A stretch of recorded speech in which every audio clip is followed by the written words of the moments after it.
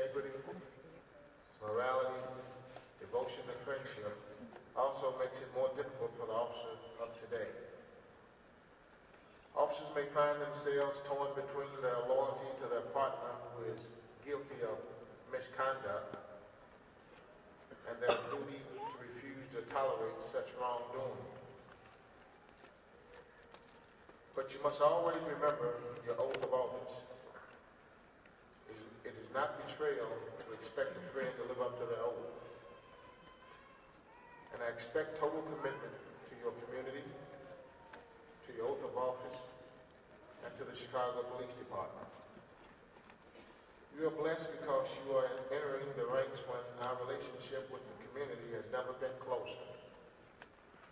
You're a major part of CAPS, the Chicago Alternative Policing Strategy, and will help our department meet the goals and challenges as we move into the 21st century. Always remember, a successful life is not measured by how much money you earn, nor by the number of material possessions. It is measured by how much you love and you are loved by others. And getting back to the advice of Professor Lautrec, up to all of you, and God bless you. Now I'd like to introduce to some and present to others our mayor, Mayor Richard M. Daley. Thank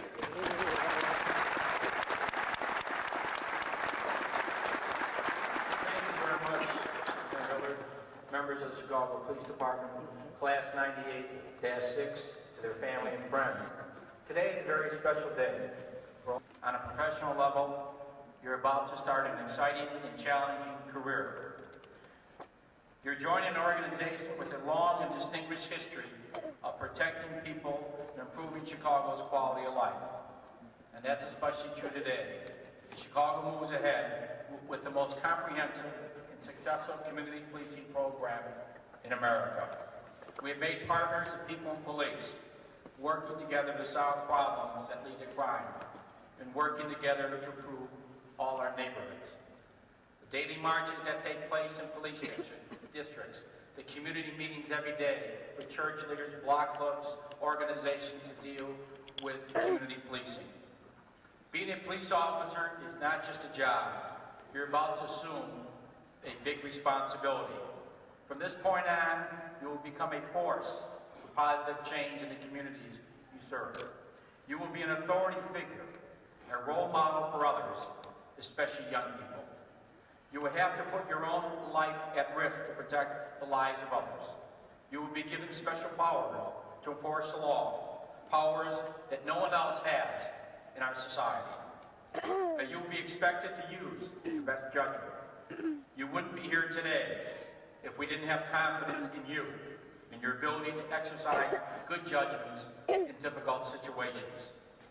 Because if I understand and appreciate the risk you take and the responsibilities you assume, I want to assure you of my personal commitment to give you every protection possible as you carry out your duties on a daily basis. There is no tougher job than being a police officer. You're on the front lines of the battle against crime, gangs, and drugs. And the reality is, today, despite all we have to do to fight crime, it is still dangerous on the streets. Despite having some of the toughest gun laws in America, despite having the nation's most aggressive program to confiscate and destroy all guns, and despite having the outstanding police department, model we serve and protect, working hard each day to keep guns out of our community, there are still too many guns in our streets. And despite the fact that gun crime is down in every category, 570 people in Chicago died of gun violence last year. One of them was a police officer, Michael Sarielli. He was working undercover when he was shot and killed by a 16-year-old on the south side of the city of Chicago. Michael was a very brave young man and a hero to all of us. I think about him every day. I think about the challenges facing young police officers eager to succeed and willing to put his or her life on the line. We salute them for having the courage to wake up each day to do their job, not knowing what's out there. And I consider it part of my job to make their job safer by fighting for new laws and fighting for new ways to keep guns off our streets. Last week, the City of Chicago filed a landmark lawsuit against the gun industry to hold them accountable for flooding Chicago with guns and for putting our families at risk, our children at risk, and police officers like you at risk on a daily basis. This lawsuit will puncture the myth that most guns used in crimes are stolen. In fact, they are purchased legally by straw buyers who resell them to criminals on a daily basis. It will puncture the myth that gun dealers don't know their guns are being used illegally. In fact, an undercover operation that led to the lawsuit, gun dealers were told their guns were being used illegally, but they went ahead with their sales. The gun that killed Officer Ciarelli was purchased legally in a suburban gun shop by an admitted gun runner to Chicago street gangs. He bought 13 guns over a 6-month period. 11 of them are still on the street today. We also learned that people who didn't have firearms owner ID cards could still buy guns using another person's card, and dealers didn't stop them. We have learned that gun manufacturers specially design and market guns to Chicago that are easy to hide, powerful enough to blast a hole through a door.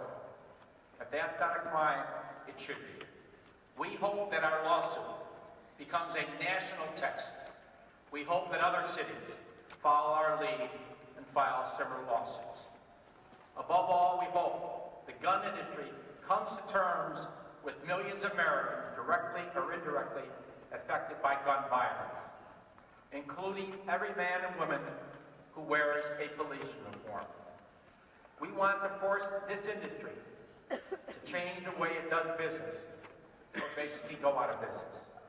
We are seeking $433 million in damages to hit them where it hurts the most, their bank books.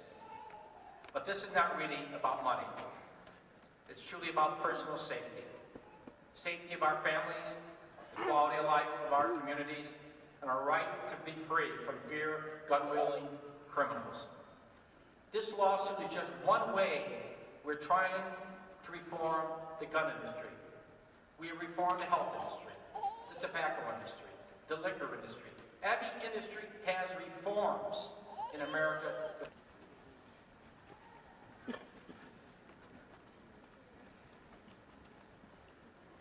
Police Officer Andres M. Berzwada.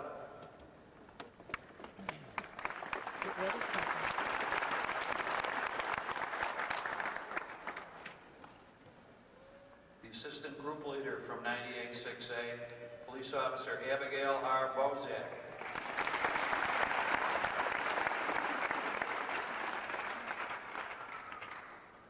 Police Officer Dominique D. Chase.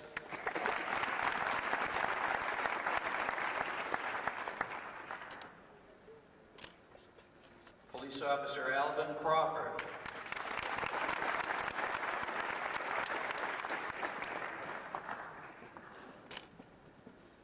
Police Officer Aaron B. Cunningham.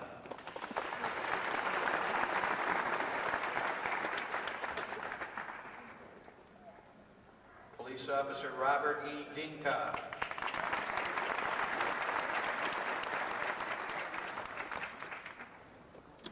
Police Officer Patrick T. Dwyer.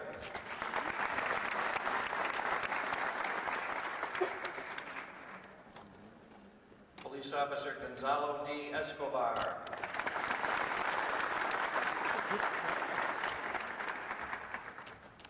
Police Officer Michelle M. Friedman.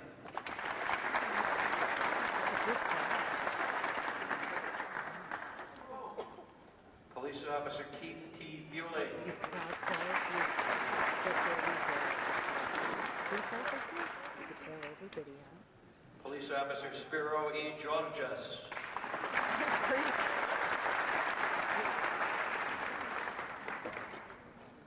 Police Officer Robert P. Hauser.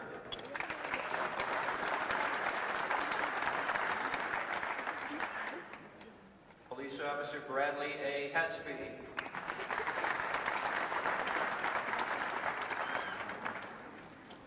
Police Officer Jeffrey E. Hughes.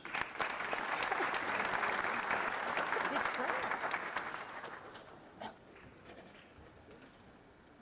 Police Officer James L. Johnson.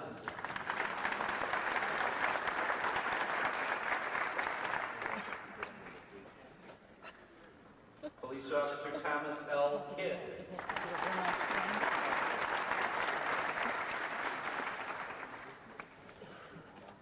Police Officer Steve Liarekos.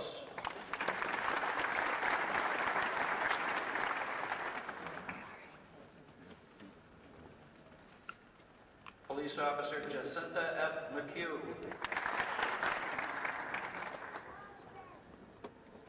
Officer Abdallah H. Abdullah.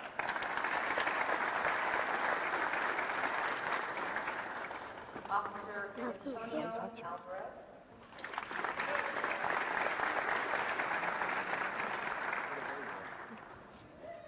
Officer Philip L. Boyd.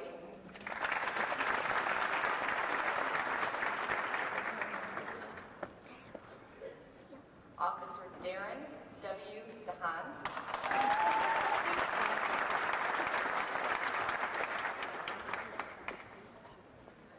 Officer Mark L. Salvacchio.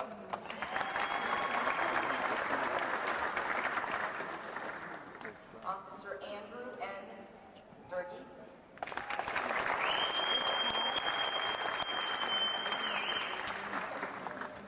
Officer Wendell E. Ellis.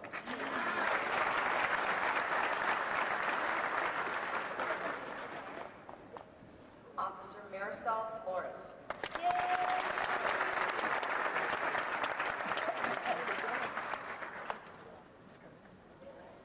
Officer Gerardo D. Gonzalez.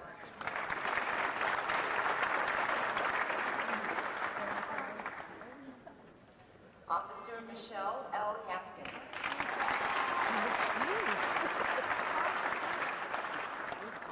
Our second assistant group leader, Officer Lamont Johnson.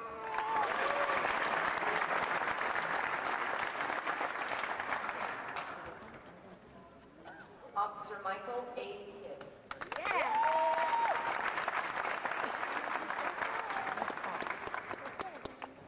Officer Paul R. Kerner.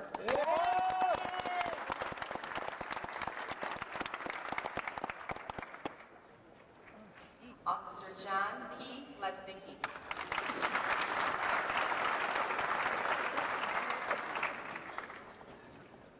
Our group leader, Officer Richard F. Lozen.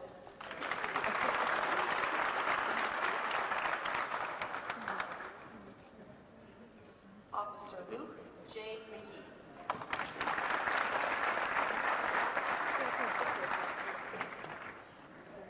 Officer Alejandro Miranda.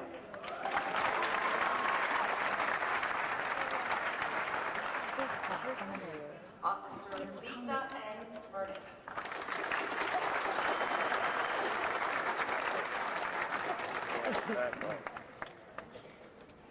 Officer Dennis E. Noto.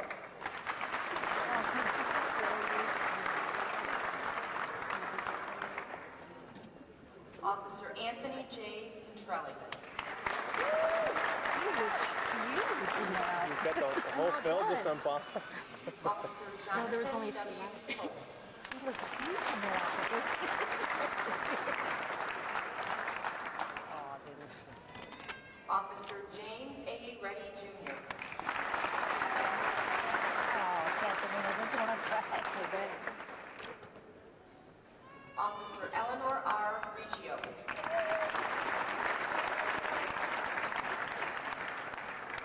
Our first assistant group leader, Officer David M.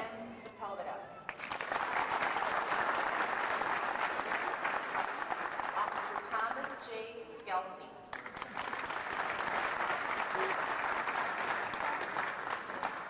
Officer Tamisha A. Smith.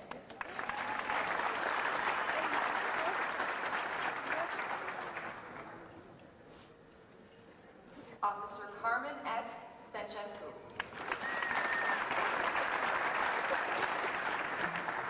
Little Women, aren't Officer Martin J. Teresi.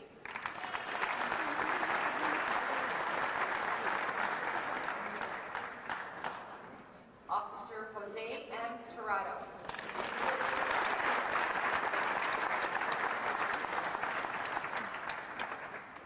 Officer Joseph J. Walsh.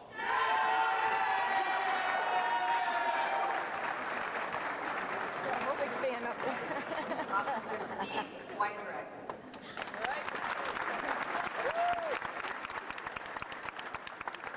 And Officer Devana R. Young.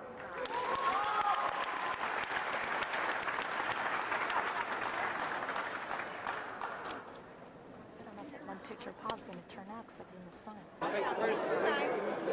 you? You can do freeze frames on your camera, right? Yeah, but it's not gonna. If we put it out, it's not gonna be crystal clear like a picture.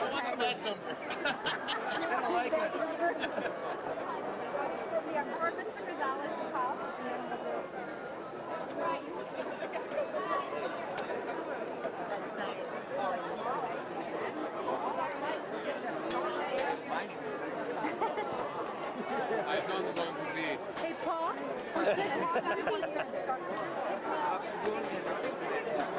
Don't you have your Yeah, camera? then you can take with that. You guys are not. Get a picture, yeah. Then we'll get a copy. Tom, move. That was one of his. That's good. All right, I'll take over the camera from here. Okay. Well, I don't know how to. You don't have to do that. Charles, do you know how? Mom, I'm just going to hold them.